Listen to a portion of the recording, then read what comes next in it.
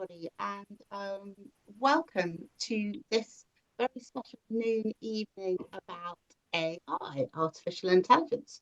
I think we're going to have a really fascinating conversation this evening, and so we're just allowing a few in, and people come flooding in. It's actually not quite 1:30 yet, but it's lovely to see so many of you. Thank you for joining, and you're all going to get a chance to talk. I really want to get to a lot of your questions as everybody comes in. So lovely to see lots of you, and hopefully this is going to be a really good session. Nice to see lots of friends on there. Hey Alison, hi Tina. Good to see. Hey Amy, lots of friends on here, and we can start. So good evening everybody.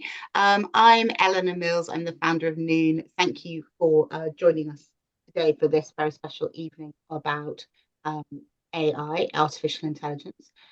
We've been talking about doing this for a while because Kerensa Jennings, who's just below me there, pinned, is one of our Noon advisory board members and has been such a huge supporter of me and this community really kind of since the inception. She's written 2 wonderful pieces for us, and we've been talking a lot about technology and reskilling and really reaching out to all of you so that you really understand lots of the stuff that's going on in the world. I mean, I know lots of you know about it anyway because you probably work in these kind of fields, but we're really blessed at Noon with having this incredible advisory board of experts, of which Professor Kerensa Jennings is definitely one. And I really think that this whole topic of artificial intelligence is really crucial. It's almost like you can't open anything on LinkedIn or read anything in the papers without kind of AI popping up. And we were going to do this with lovely Lolita Taylor, who's head of the Wisdom at BBC and runs all their technology. But she's had a very Queenager moment of having to rush and look after her ailing mother. So we're all sending her lots of love. And we were incredibly lucky that the incredible Maggie Philbin said she could join us when Kerensa reached out to her this morning. And I really couldn't think of anyone better to explain artificial intelligence to us than Maggie. I grew up watching her on Tomorrow's World, as I'm sure lots of the rest of you did. So thank you so much for joining us. And she now runs this incredible thing called Teen Tech, which is a charity which helps teens with tech. I'm sure she'll tell us a bit more about it as we go on. So, Kerensa, I want you to kick off because you had a very special email from someone very distinguished in this space this morning, didn't you? So why don't we kick off with that, and then we'll kind of get into this. And everybody here, there's a good chat function, and this is a kind of meeting, not a webinar. There's probably going to be about like 60, 100 of us. So it's not that many. So I really want you to be able to put your questions in the chat. So if you put your questions in, we'll very much tailor this to what you want to know, because I want this to be interesting and useful. I think there's a lot around AI which is baffling and not terribly useful, and I would like this to be a real antidote to some of that. So take it away, Prof. Thank you. And hi, everyone. It's really nice to see you all. Nobody's ever said take it away, Prof, to me before. So that is definitely a first. Thanks, Eleanor.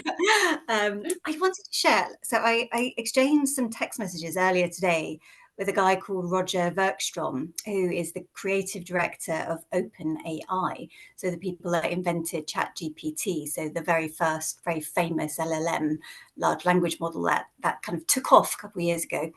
And I just told him that we were doing this event. And I just want to read you verbatim what he said, because I just think it's so inspiring. And hopefully it will pave the way for anyone asking anything over this next hour. He says, it will be a most relevant event. OpenAI wants to demystify AI, and Jedi especially. Bring on board as many people as possible. This tech is the most humane tech humans ever created. People should not get the idea that it's probably too complex for them. It isn't. And other people should not try and mystify it to try to make themselves look smarter.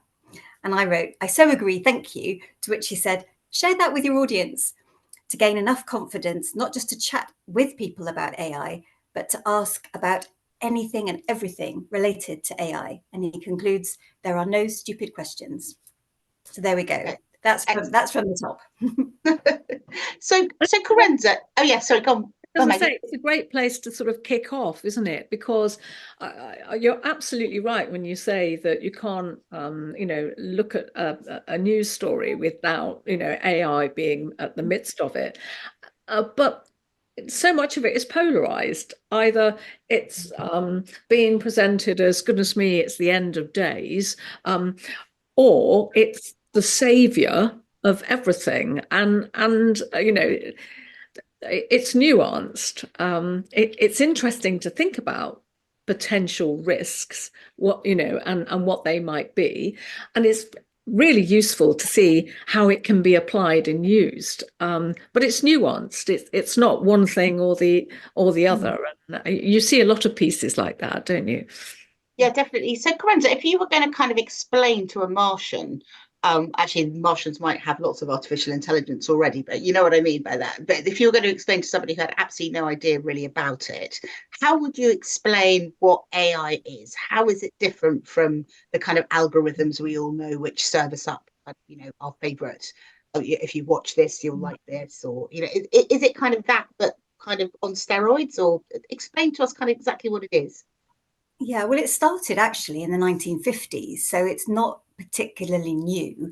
And AI is to do with the way it's a terrible, terrible name. I mean, it's called AI, which stands for artificial intelligence, which I think is a very rubbish name because what we're actually talking about is programming machines to do things and programming machines to do very simple tasks, actually, that they learn how to do things. So in the past, what we used to do is give lots and lots of data into the machines, and an algorithm, think of an algorithm a bit like a recipe or a bit like a set of instructions as to how to do something. What it does is it follows specifically those instructions to create an output. So it's the same as having a bunch of ingredients on your side that you follow in instructions and then you can make a cake. It wasn't a cake before you got going, but because you put it all together in a particular type of way, you ended up with a cake. That's kind of how it works.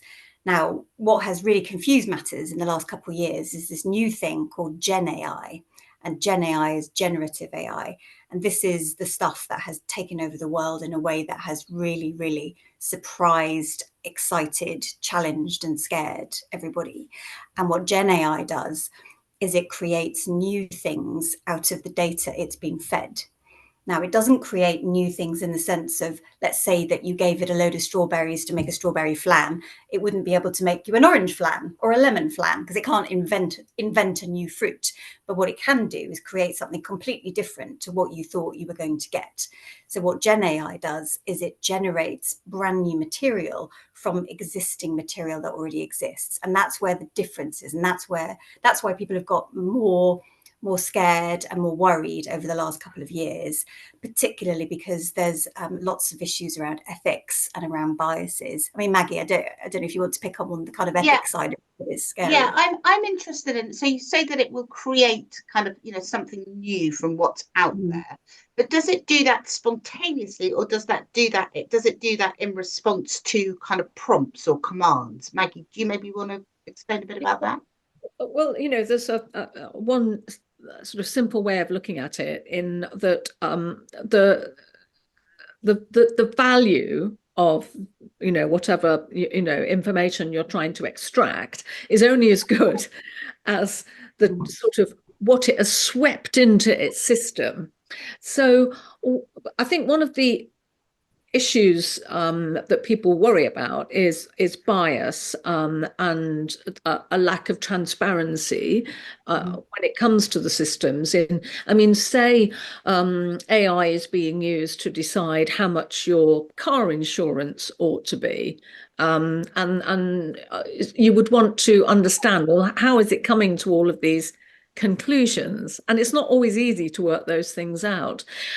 And you can see how the potential for AI to be amazing is absolutely there, where you have got because it can deal with a lot simultaneously in theory, whereas sometimes as a human being it's hard to deal with a lot at the same time. So an example might be, one of my friends, rather tragically, had been going to the doctor for 9 months. She just had a sense there was something wrong. I mean, she described her symptoms. She saw a doctor who said, "Oh, I think it might be thrush." And my friend thought, "I don't think it's thrush." But anyway, okay, I'll take the meds. And then that was dismissed. And then another sort of diagnosis happened. Anyway, to cut to the chase, 9 months down the line, she's been diagnosed with stage 3 ovarian cancer. Oh gosh, I'm so sorry. Yeah, which is horrendous. And she's very stoical, she's very bright, and is, doing whatever she can, now to navigate what she's got to sort of deal with. But you can't help but think there, if you had an AI assistant for the doctor, it's not that the AI does not replace the doctor, but the AI can give a nudge, like, hang on a minute. Could this I be? think this is thrush, but what about X, Y, and Z? So it puts in front of the doctor who's making that diagnosis, which is complicated. And ovarian cancer is something which is very often missed in the early stages. That would be incredibly useful. But obviously, that information is only as good as the data that has been fed into the system so that it can make that kind of a deduction. Okay, I think that's really interesting. So I just want to give a personal example. So I've been playing around with generative AI because I'm a journalist, I also still write articles and things. And so I wanted to see what it gave me on a subject which I knew quite a lot about. So I asked it about how, what are the economic reasons for keeping women in their 50s in work, which is one of my big obsessions at the moment. The pension gap, all that kind of stuff. Natural justice, whatever.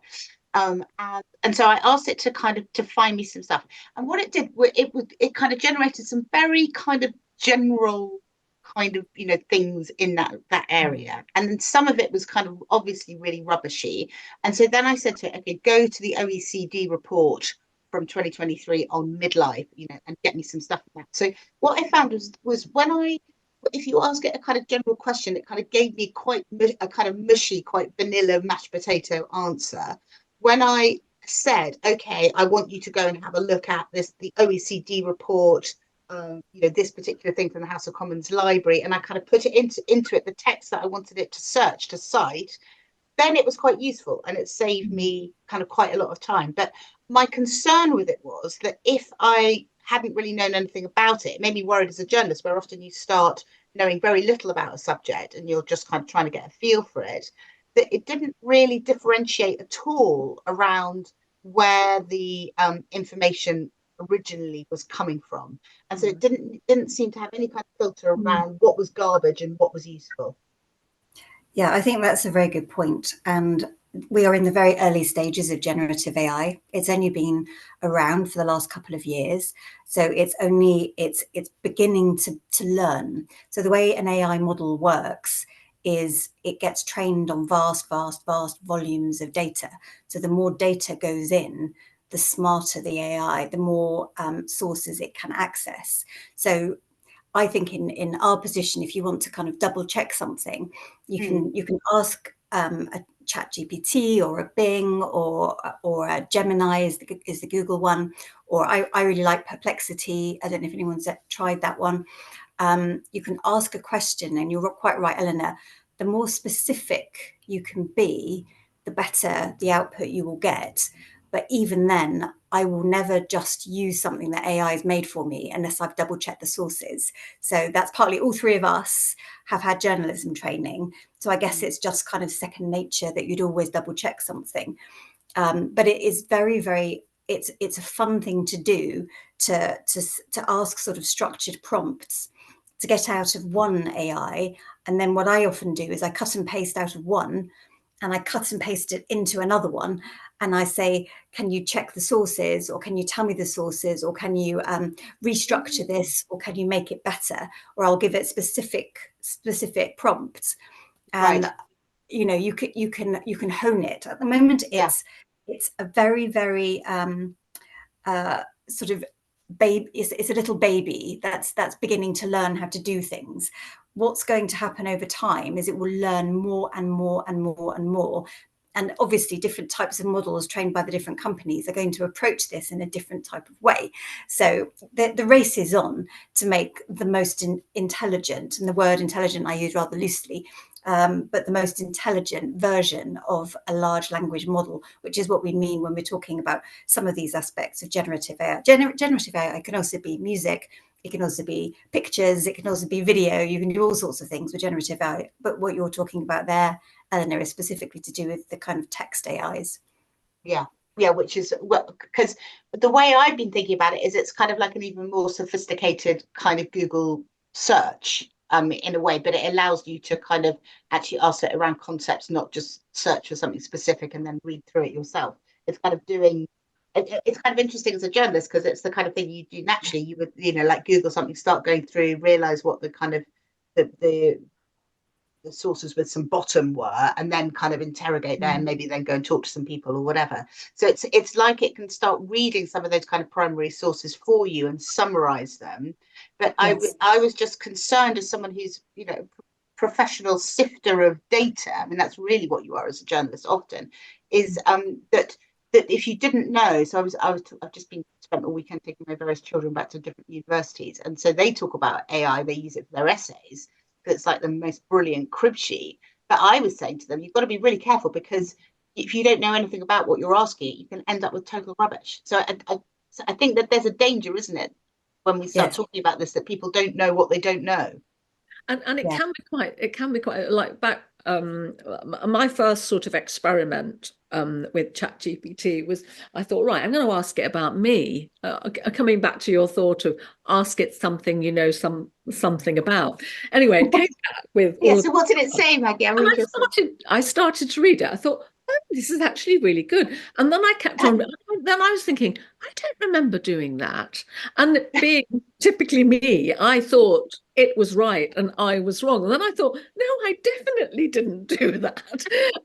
So that was sort of quite interesting. What's been fascinating for me to see is because I work with teenagers.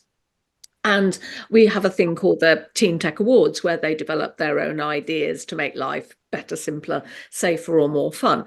And this year we've asked them, we're completely cool with them using AI in whatever way, but they need to let us know so we know, and they need to tell us how they've used it and the kind of critical thinking they might have applied.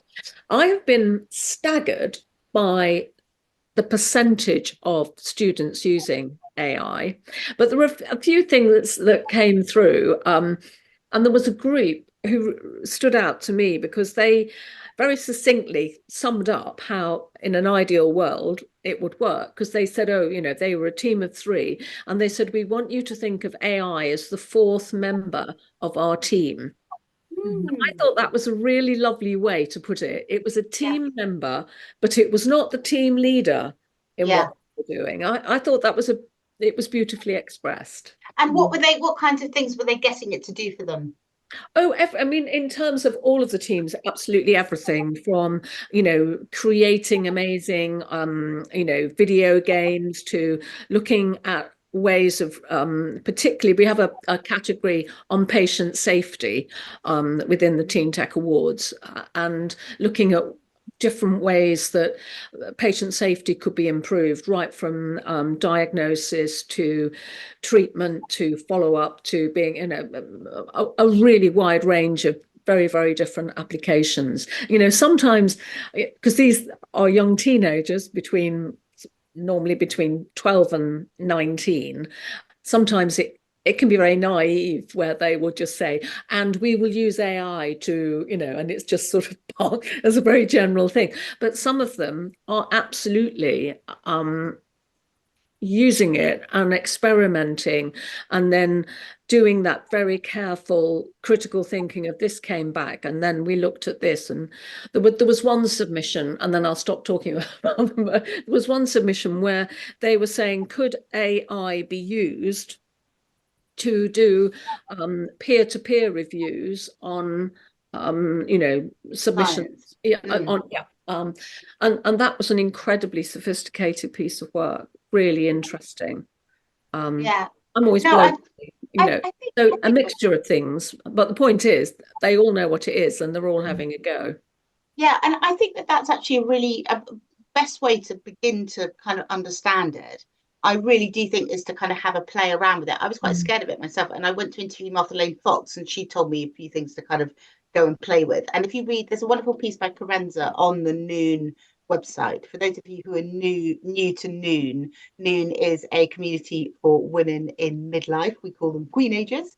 And we have a website where there's lots of kind of relevant kinds of content, including a great piece from Kerensa about what we need to know about AI, but all sorts of other things, relationships, starting again in midlife, all that kind of thing. So do check it out if you haven't seen it. But in what I'm also interested in is this whole idea about how do we know. There's a lot of concern about deep fakes. I mean, I can see just looking at the chat, people saying my concern with AI is how to protect ourselves from deep fake content and the risks of bad actors destabilizing kind of markets, or you putting, I mean, how do we know that stuff isn't being put into the internet for the kind of AI to generate, which is actually, malignant and wrong? I mean, in the most basic sense, it can be the bias which is already in the data. I got Trevor Phillips to write an article for me when I was still at the Sunday Times, which was about, he said, my computer is racist and sexist, because he was trying to get a bank account, and because he was a black man, they were dunning him down or whatever. So there are those kind of inbuilt biases in a lot of the data that we're looking at anyway. If you look at, Caroline Criado Perez and Invisible Women, like, all the data is not necessarily taking into account kind of where women are. So there's that bit. And then there's the kind of other bit, which is the kind of more malign actors actively trying to do us harm. How do we mitigate against that? Kerensa, do you want to go at that first? Yeah, I mean, I think what you're touching on is both the beauty and the beast of humanity.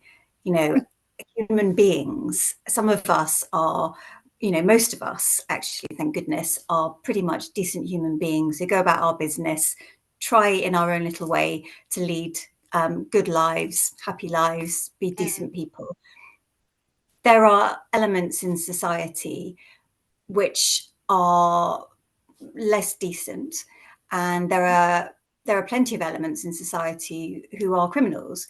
Yeah. And there are other elements in society who may have all kinds of motives for different reasons, some of which might be because they are, basically bad people for whatever reason, but they may also have different motivations because they've come up through different circumstances in their lives, and they have a certain worldview or certain perspective. Yeah, or a political view, or a kind of ideological view, or yeah. Exactly. So without making any sort of judgment about it, the fact is we all have different perspectives and we all have different motivations, and different people using tech in different ways will use it to their own ends. So I think deepfakes is something that of all the things that AI can do, it's the thing that frightens me probably the most, aside from the fact that you can get sort of false correlations, or you can have outputs that then lead you in wrong directions. But deepfakes is a really scary thing, because what deepfake, for those who don't know what a deepfake is, it's basically where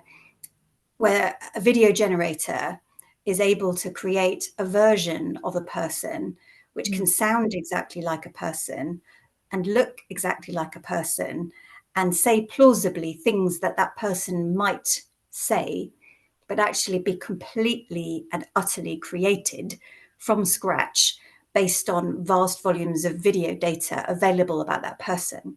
So there could be... happened to the Mayor of London, didn't it, Kerensa? Famously, a video went out, which, he himself said was, had he not known, he would almost have thought it was him, but it wasn't. Yeah, I mean, they are becoming so accurate in the sense that you would watch them and you would be entirely duped. And so the potential for this upsetting geopolitics and creating mayhem, even little things like, let's say, Eleanor, you've just dropped your daughter off at university. You could get a telephone call from her plausibly, and it might not be her. Things like that, which sound virtually impossible, but actually, with enough data points, somebody can recreate her voice. In fact, the voice engine can create, using 15 seconds of somebody's voice, they can recreate their voice. Wow, so it's not just celebrities, because I mean, if I think about my kids, they're forever posting stuff on social media. So there's probably like, and definitely enough kind of video out there for someone to kind of fake their voice or their mannerisms. That's quite scary, because we think about it being more people in the public eye who can be faked. But any source of data can be manipulated and used badly. So I would say, on the one hand, there are some fantastic opportunities here, and I think Maggie's right about sort of the data analytics you can do and the predictive analytics you can do to help speed up diagnosis in the medical field, or there are amazing things you can do in the education field. You can help teachers speed up marking so that they can spend their time actually looking after and working with children to help inspire them in different ways and do the job of teaching rather than just doing the marking.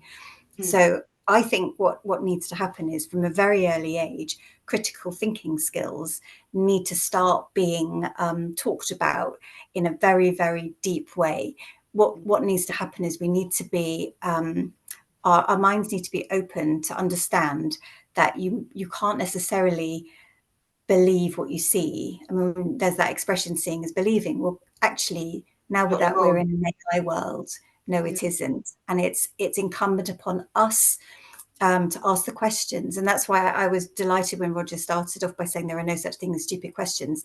We should encourage our children. We should encourage our parents. We should encourage everyone in our lives to start asking the questions and querying the veracity of things, and to learn as well how to source and how to double check.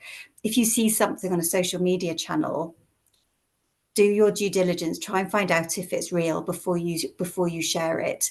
It's very, very easy for a storm to be whipped up. I mean, there's lots of examples that the BBC is in the middle of trying to debunk at the moment, actually, with their new veracity engine, where they can where so-called news reports are created by bad actors using either manipulated video or video from a previous time frame that doesn't have anything whatsoever to do with the current conflict situation, that might sound like it did. Yeah, so it's extremely easy to stoke fear, hatred, dread, and all those difficult things. So it's incumbent upon all of us to be querying and just resist ever, and teach your children and teach your parents and those around you to never just knee jerk just share a thing on social media. Do your best to try to find out whether it might be true, and it takes a bit more effort and it's a bit more of a pain, but certainly in the initial instances, I think it's really good that we get into the habit of doing that. And I mean, Maggie, you've probably got some experience of that as well.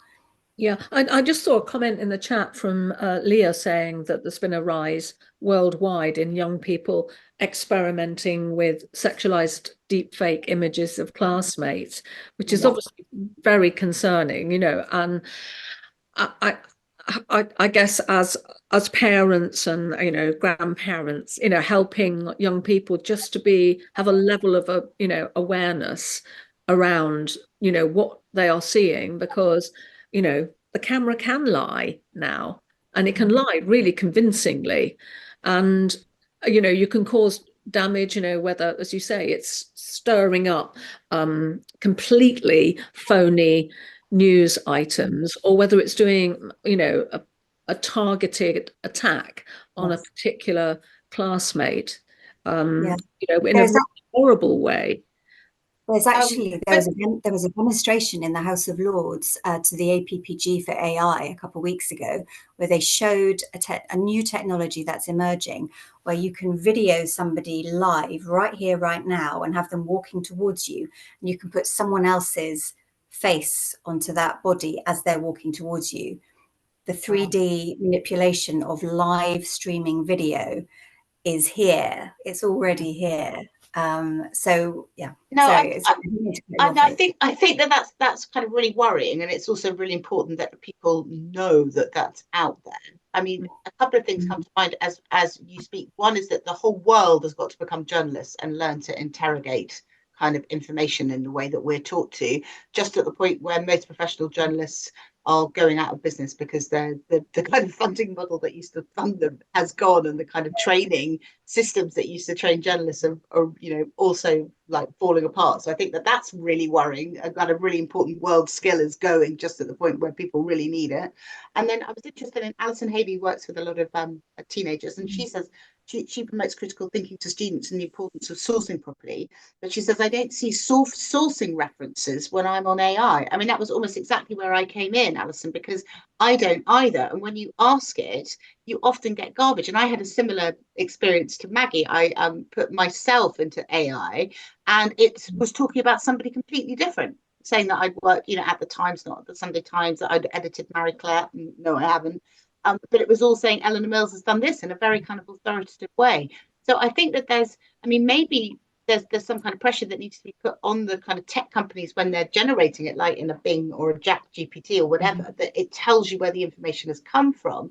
And I think as consumers of information, we all have to be much more forensic about who is saying it. I mean, I'm sure that we all see it within our friendship circles. I mean, I've got a friend who I love dearly, but her capacity to kind of critique things that she sees on YouTube is absolutely, non-existent. I'm sure we've all got friends who like kind of Dr. Google and busy telling you, you should only be eating broccoli or whatever because this will cure you, and they've got it from somewhere where it's complete nonsense information.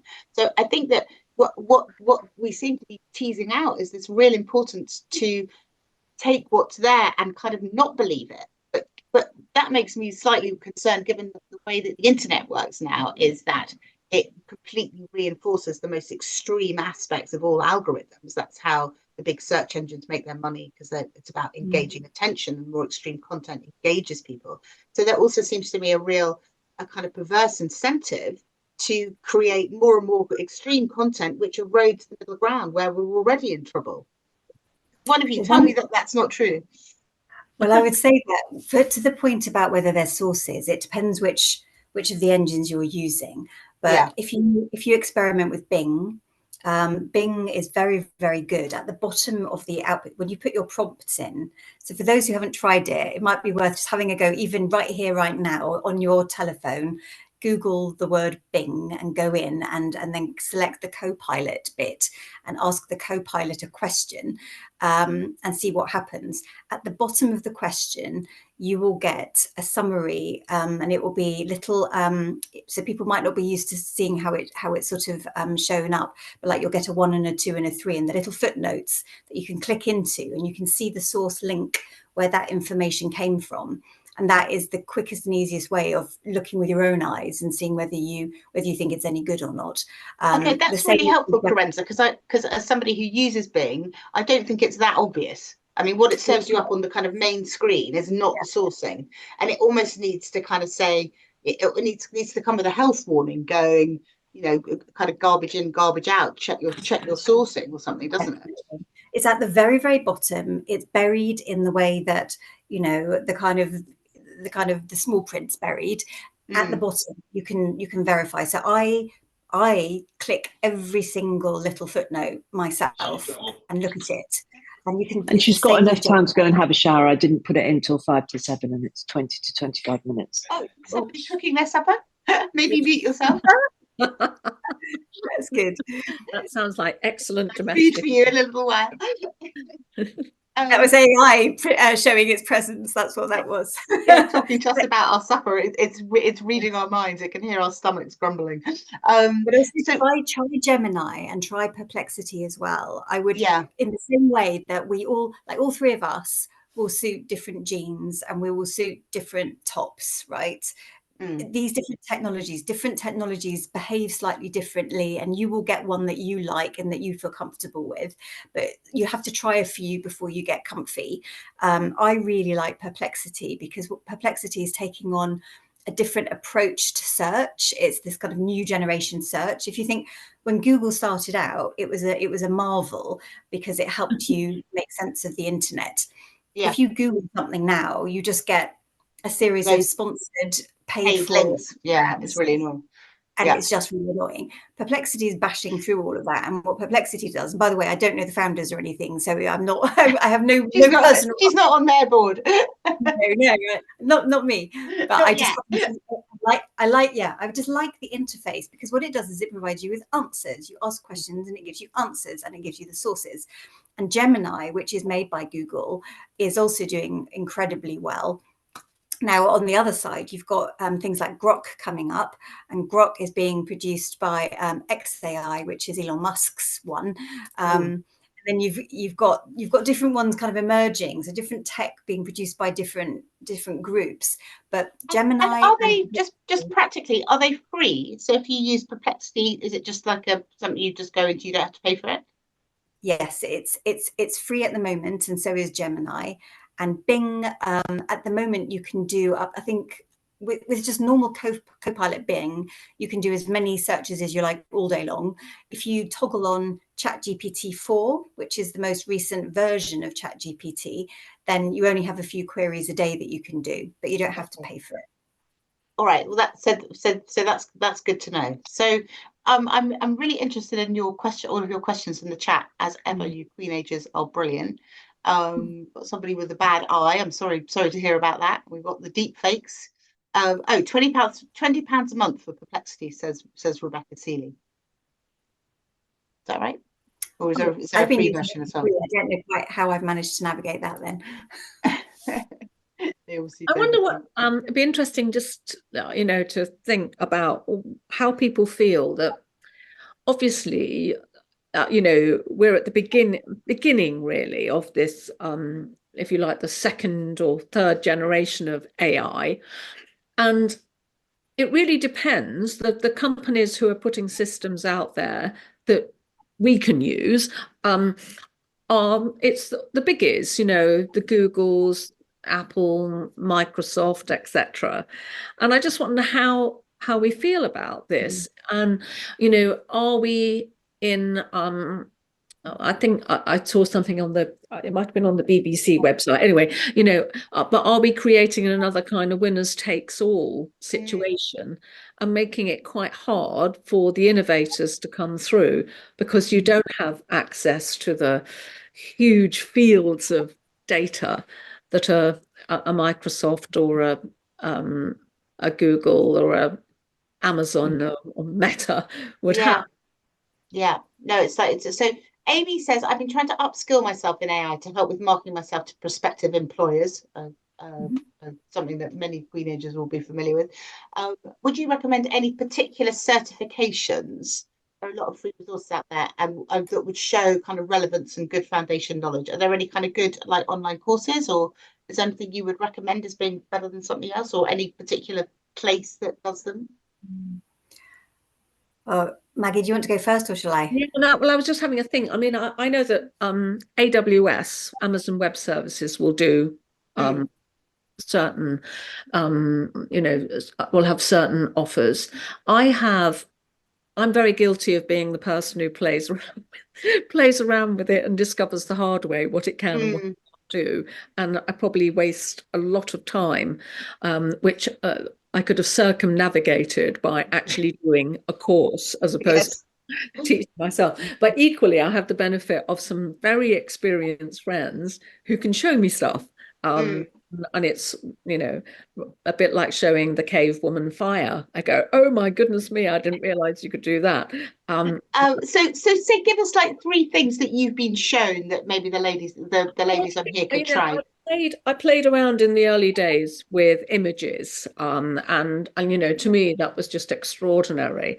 I've now started to. So when you say you played around with images, what exactly do you mean? What do you do? Creating them. I think I'm just trying to think how many years ago, and this would have been. There's a lovely she's a former journalist, Kate Bevan. You see her quite a lot on tech thing.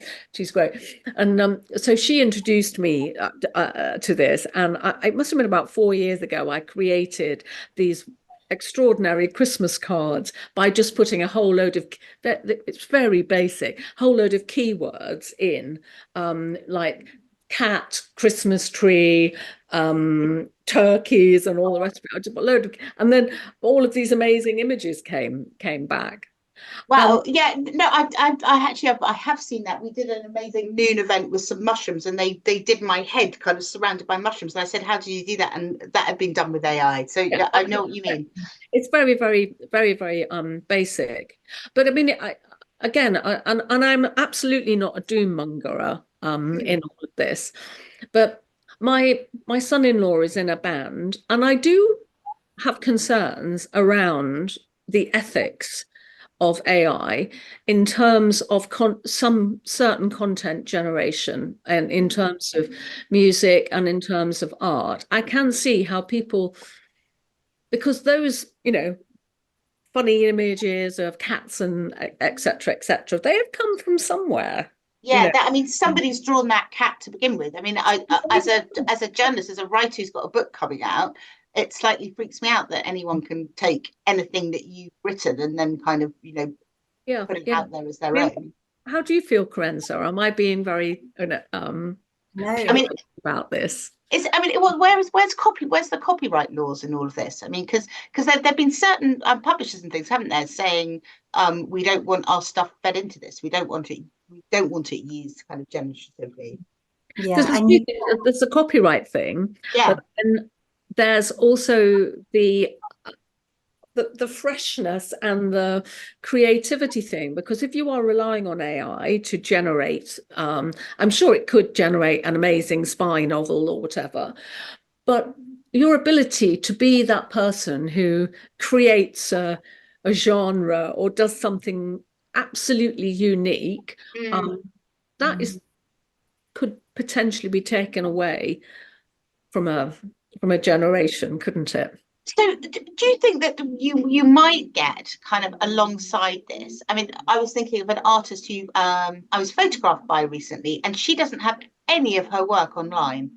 And she doesn't have it online because she doesn't want other people to kind of take her ideas and kind of, mix them up. So do you think that there's a danger with everything, everything that's online can be mashed together and used to make something else, that actual true creativity will have to be kind of siloed, or will go back to being more in real life?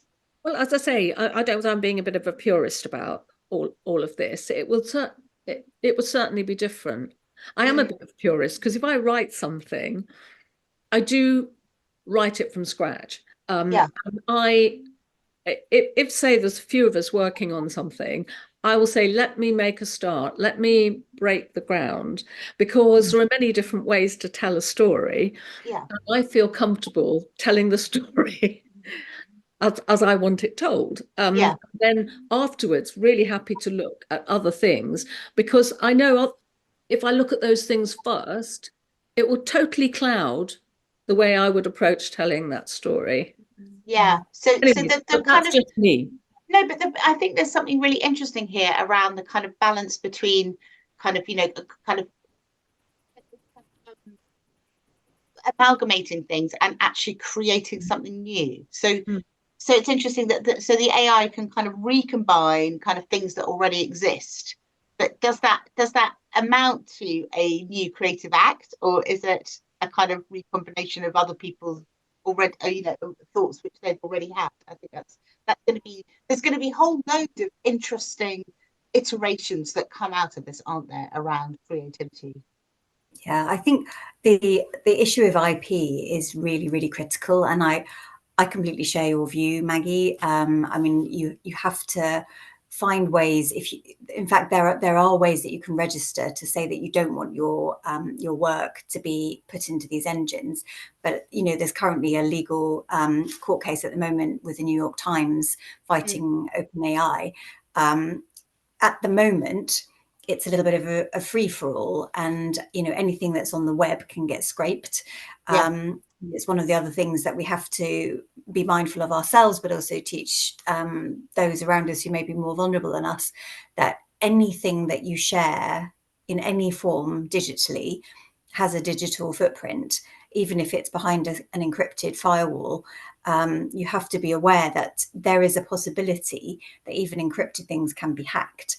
So that's not So to be I'm a just going kind to of, come in there because there's something on the chat saying, someone saying that I'm a former TV journalist now consulting a startup. We're using AI to generate videos of Gen Z kind of kids with music, and she said she's not comfortable with the process. There's no editorial control, and she feels like it's theft, that it's kind of stealing the things which are already up there which belong to somebody else. yeah, and I think that's a really good point. And it has to be done in a way that is protected. And I think the whole question around frameworks and regulation, legislation is a raging debate around the world, because different territories are trying to grapple with how to actually handle this. Because on the one hand, you want to protect those who are the innovators, the creators, the makers.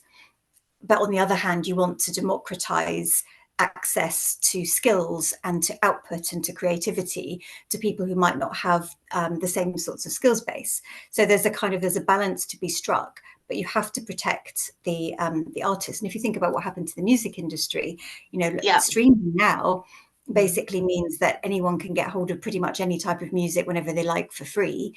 And as it happens, I subscribe to Spotify. It's one of my favorite AI softwares that I use in my life, and I love it because I can just select one tune and then it will happily play me playlists for the next 9 hours, all beautifully curated around stuff I might like. And if it can tell by that very first kickoff tune, it knows what mood I'm in and takes me off from there. I pay, I think it's $9.99 a month for Spotify. Yeah, so do I. I love it. I agree. Yeah, but tiny fractions of that go to the artists who spent hours creating it.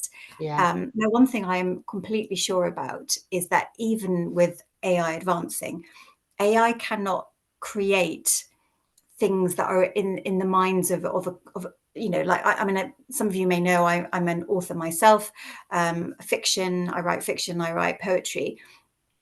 She's written a wonderful novel I highly recommend to you called Seas of Snow. Yeah. Oh, thank you. Yes, do read it. Good plug for Kerensa's book, definitely read it. But I genuinely don't think it is possible that even if AI learned how to write in Kerensa's style, it could have come up with the story I wrote in the way I wrote it. And I don't think it will ever happen.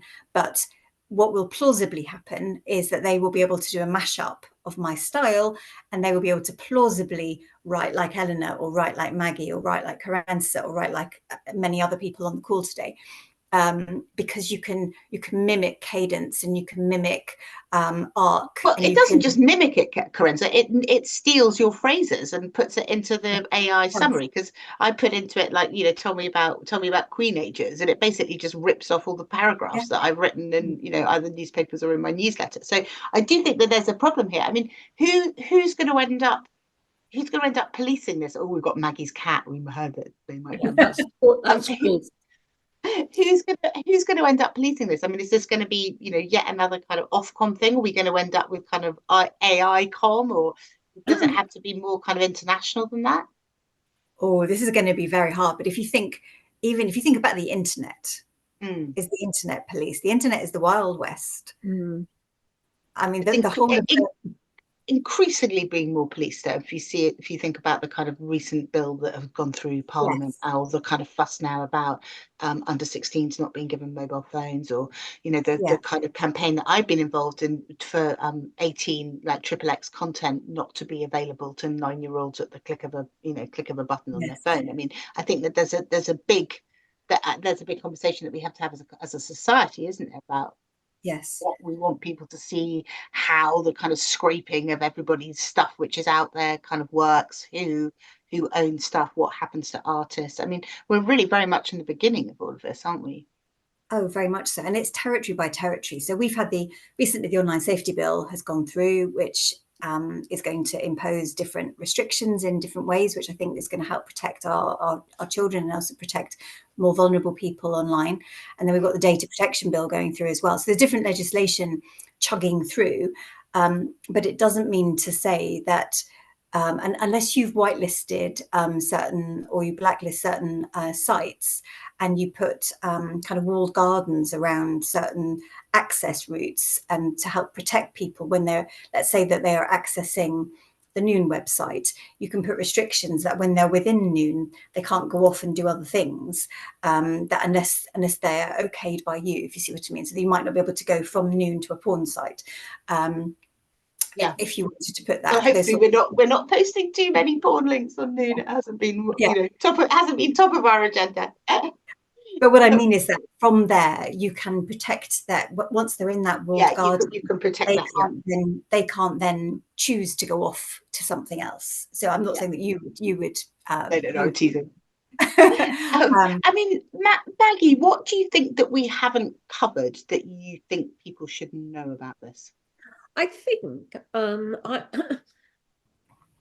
one of as you'll know, just before Christmas there was a gathering at Bletchley Park where the great and the good of technology were invited to talk about these matters and see what kind of parameters could and should be set.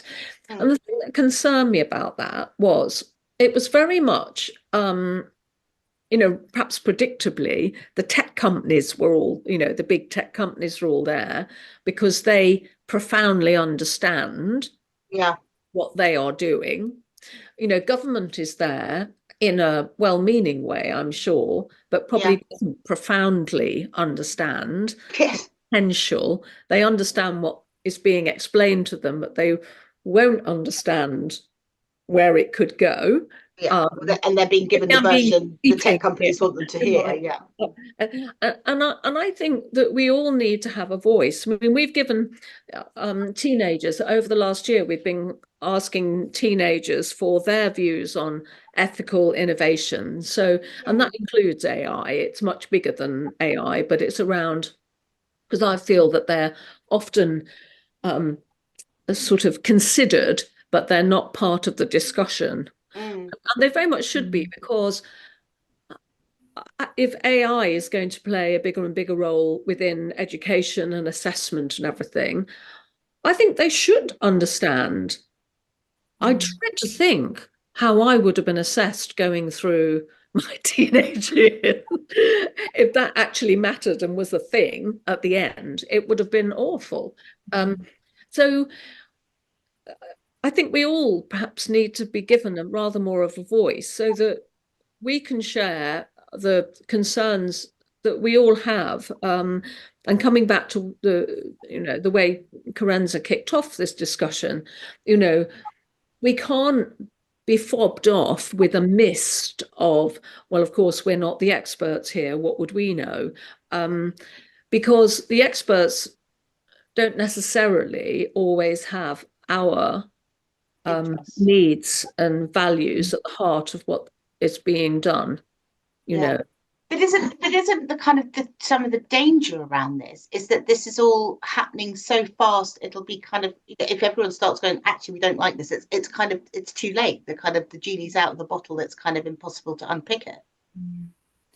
I think the genie is out of the bottle, and I think, unfortunately, but let's keep our critical thinking hats on. Let's keep asking the questions. Let's not be afraid of asking the questions.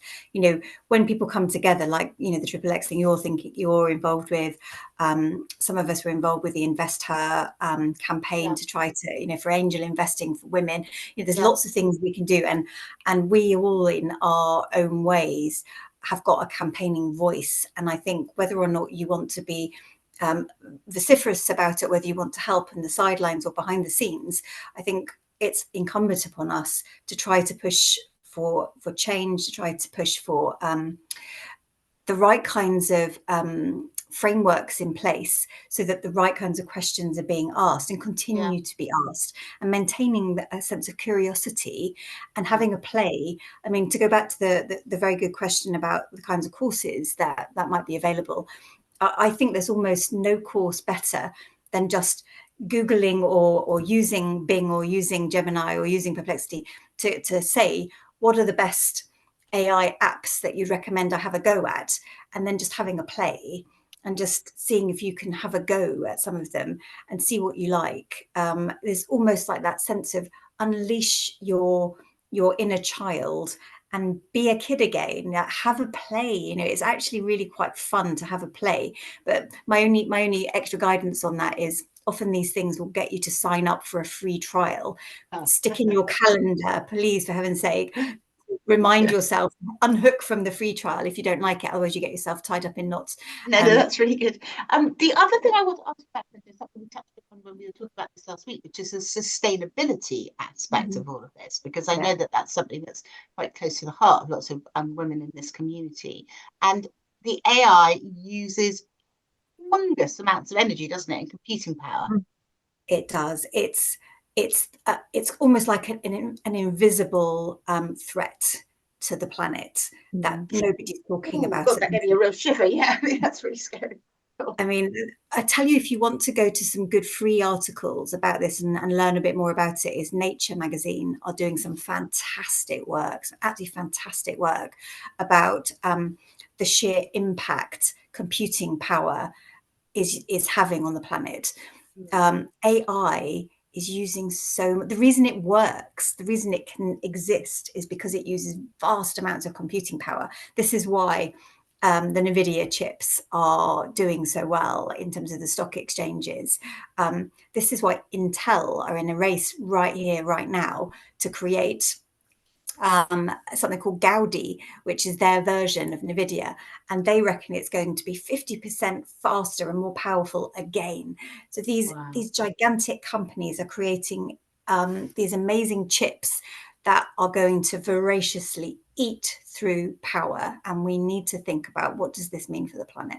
Yeah, well, that's pretty scary given where we are now. Yeah, go on, Maggie. I know that there was something which I'm now going to half remember in an irritating way. But if you want a comparison about the amount of energy that AI is using at the moment, it was equivalent to the energy consumed by the Netherlands.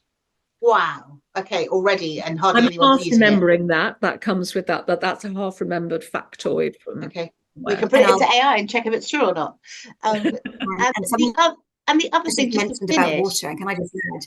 Yeah, go on, talk about water, and then there's got one more thing I would ask. Just for 2 seconds, yes, Tracy's mentioned the use of water to cool. Again, it's like our planet's natural resources will deplete if we don't balance out. So there might need to be some kind of rationing of AI, that we use it, say, for doctors, because we might get better diagnosis, but the children don't use it to create their Christmas cards. I mean, that kind of, so I think all of that is, but I think what's really interesting about this is I think it really is opening up huge questions for all of us in our everyday lives. And this is like here and coming now. And I was reading something last week which was saying that there was a particular threat to the kind of administrative jobs that lots of women end up doing because of AI, because that's kind of one of the things that they can do. What I'd just like to finish with kind of what effect is this going to have on the jobs market? I know that's a huge question. And what can we do to kind of try and stay ahead of that? And also, what will AI never be able to do? So it's a kind of, it's a three-part question. I think, Maggie, you should take this one, because this is what Teen Tech is trying to do, isn't it? Yeah, well, I mean, I'm forever the optimist, and history has shown us that we fear new technology, but actually it does create different jobs. The jobs will be different. Yeah. And clearly there are some jobs that AI then it's not going to replace. I don't think it will completely replace people, but it will certainly make aspects of the job. Like there are certain aspects of being a lawyer which are very, very boring. It will remove those aspects of working in the legal field. So the jobs will change. In terms of what it can't do, I think that aspect of real creativity. And actually, you might be able to use AI to come up with some amazing architectural drawings, but obviously AI is not going to be able to build that thing for you. or check that it's actually going to stand up. It might generate, some of the 3D printing to get your house 3D printed. But I think the honest answer is I haven't got a clue, if I'm totally honest. But I do remain optimistic. And it's one of the reasons that we're so keen to work with young people, because I really want them to think about all of this stuff. And as you say, we want to think about the kind of society that we're building. Yeah. As human beings, we do like to do things, and we do like to be genuinely connected. And tech for the sake of tech isn't ever a terribly good idea. And I've just done a funny little Radio 4 play, actually. But there's a lovely line in it, which is around the Luddites. And the thing about the Luddites was they weren't smashing machinery because they hated that technology. They were smashing the machinery because they could see that they were not the ones who were going to benefit from it. Yeah. Well, and the machines were going to take their jobs. It's funny. I'd actually just written down Luddites. What jobs will AI take? So it's the same. And I think this is an interesting question to put to you, Maggie, because you've been at the forefront of so many different scientific discoveries over the last 30, 40 years. Kind of seeing them come in, seeing the hype around them, seeing the discussion. So of all the things that you've kind of seen in your career of covering science, how does AI fit into the scale of that? How do you, what's its impact? I mean, how could we compare it? What could we compare it to? I think it's really massive. I can date very precisely because I was pregnant at the time. So it was in 1988, and I stood in front of the satellite dishes at Goon Hilly in Cornwall. Wow. Yeah. And I said, this is the dawn of a new digital era.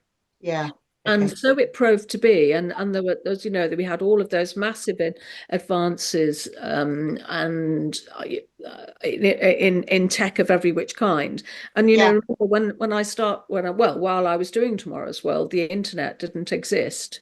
That wasn't there. The internet was a massive step, and now I think we face a really massive step. But it can work. It's as big as kind of, when we all first got the internet, when we first got mobile phones and all that kind of thing. Yes, absolutely. It is as massive as that. Okay. No, so it's really important. That's really good to hear from you, Maggie. That's brilliant. We're going to keep that. We'll keep that as a clip. I think that's a really good one. But I think it's really interesting. I'm just so grateful to both of you for explaining about it. I feel much more kind of informed having heard both of you talk about it, and also like there's some really important things that we all have to do, and it's actually incumbent on all of us to take kind of responsibility and engage with it, so we know what the risks are going to be from our own playing with it. I mean, I think what's really interesting is that as soon as you engage with it, you can see where it's problematic, say around on the stuff on the sourcing, or the kind of scraping people's data, and I'm very worried about its effect in terms of stoking extremism, which is already, problematic through deep fakes and all the rest of it, that it tears things which were already pretty strained even further apart, because that's been the effect of the internet in a lot of ways. So it's kind of on all of us to try and keep it within like sensible and safe and ethical parameters. And we can only do that by being engaged with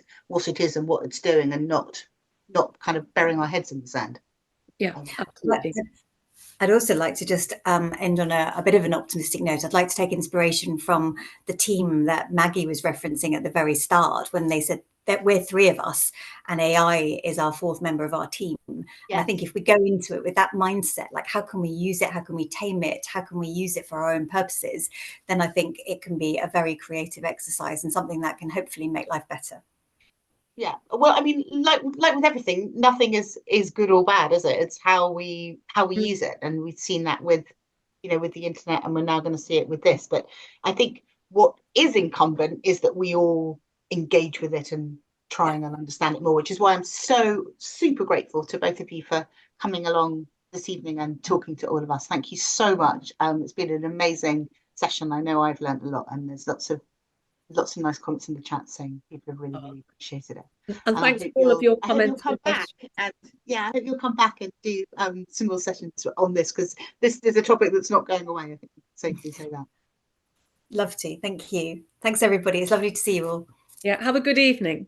Yeah, thank you both so much for joining, and we'll keep you all appraised of the next things. Oh, in fact, I should say, so I'll get into trouble if I don't. We've got 2 noon circles coming up for our paid subscribers, and there's one in Soho on April the 23rd, one on May the 20th, and they're now live on the Noon site and on Eventbrite. And also, we're going to start doing some around the country, so stay tuned for that. That's coming, and we're sold out now on our Noon retreat at the end of May. I think there's like maybe one space left. We had someone today saying they couldn't come, so if anyone wants to come, quick, it really is going on. So anyway, so that's enough for me. So noon.org.uk if you haven't found us before. Do read Kerensa's piece. Thank you, Maggie. It's been brilliant seeing you, and thanks all of you for coming. So lovely to see you all. I'm looking forward to the AI that can drop your children off at university, so you don't have to drive all over the country.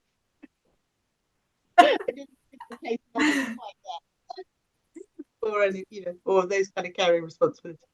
But anyway, thank you all very much. Bye-bye. Bye. Bye.